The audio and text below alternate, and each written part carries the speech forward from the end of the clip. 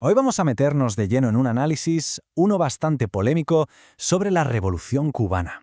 Y es que, según esta fuente, la clave de todo no está ni en la ideología ni en la injusticia, sino en algo mucho más visceral, una de las emociones más básicas y también más destructivas que existen.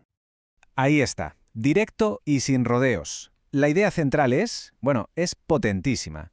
Lo que se nos plantea aquí es que el motor de uno de los cambios políticos más bestias del siglo XX no fue la lucha por la justicia, sino un sentimiento colectivo, corrosivo y muy poderoso.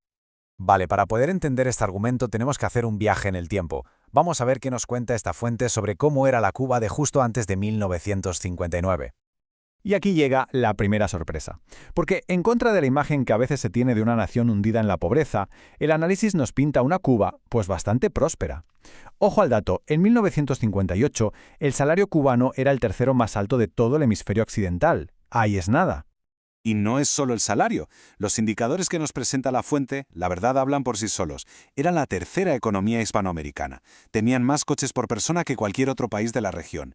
Y La Habana, La Habana era una ciudad que le plantaba cara a Nueva York en cuanto a lujo y vida nocturna. Había un boom del turismo, de infraestructuras.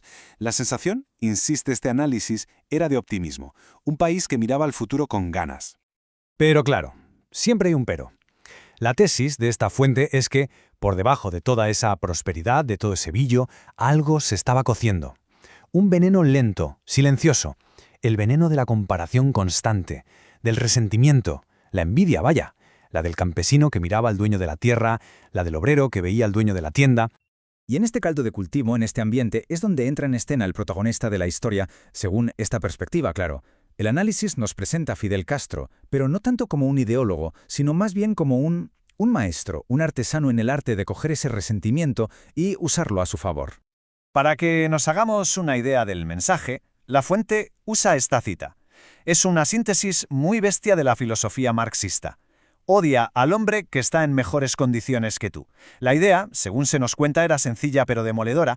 Si a alguien le va bien, no es por su mérito, es porque te está explotando. Y si a ti te va mal o no tan bien, no es tu culpa, es culpa de ese que tiene más.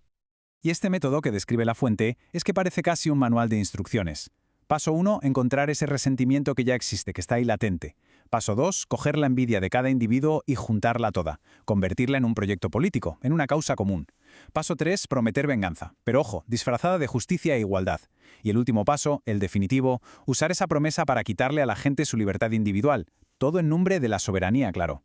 Y aquí llegamos a una palabra que, aunque sea alemana, es clave para entender la psicología de todo esto. Schadenfreude. ¿Qué es? Pues esa alegría, esa satisfacción que se siente cuando a otro le va mal.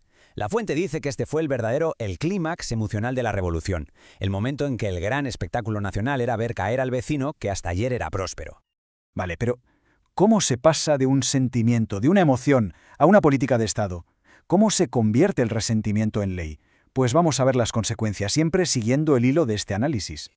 Lo que nos describe la fuente no fue algo de un día para otro, fue más bien como una cascada, una avalancha. Empezaron por arriba, las grandes industrias, los bancos, pero la ola fue bajando y arrasó con todo, los pequeños comercios, los talleres, los negocios de toda la vida.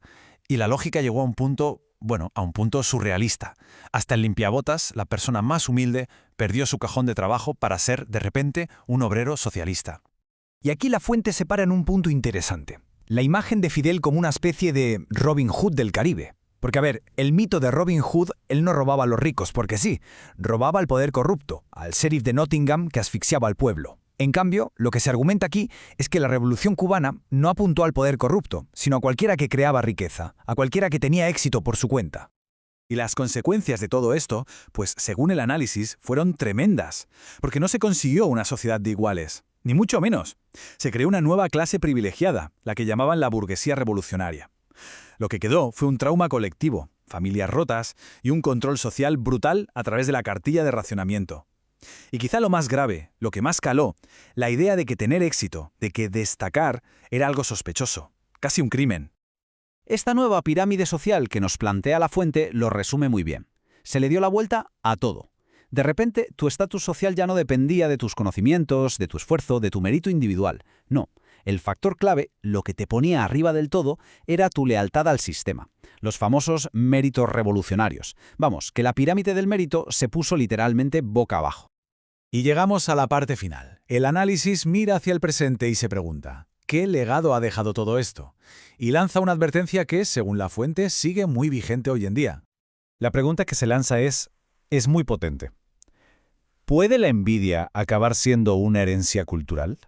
Lo que se sugiere es que cuando un sentimiento así se convierte en la base de un sistema, no se muere con los que lo crearon, se queda ahí, se filtra en la cultura y se convierte en una especie de herencia tóxica que pasa de generación en generación y que incluso puede viajar a otros países. Y en este punto, los exiliados cubanos juegan un papel crucial, porque su éxito fuera de Cuba, su prosperidad en otros países, se convirtió en un espejo incómodo, en la prueba viviente, según este análisis, de que el sistema había fracasado. Demostraban que un cubano, si se le dejaba, podía crear riqueza. ¿Y cuál fue la respuesta del sistema a esta evidencia? Pues muy simple, según la fuente, llamarlos a todos mafiosos. Y así llegamos a la conclusión, que es una advertencia en toda regla. La idea que nos deja esta fuente es que la lección de Cuba para otros pueblos, para otras naciones que puedan sentirse tentadas por lo que llama el canto de sirena del igualitarismo envidioso, es muy clara. ¿Se puede quitar la riqueza a unos? Sí, pero al final lo único que se consigue es repartir la miseria. Porque la envidia, una vez que se convierte en sistema, es insaciable, no construye nada, solo destruye. Y la pregunta que queda flotando es, bueno, es inquietante. ¿En qué otros lugares del mundo se está escuchando hoy ese mismo canto de sirena?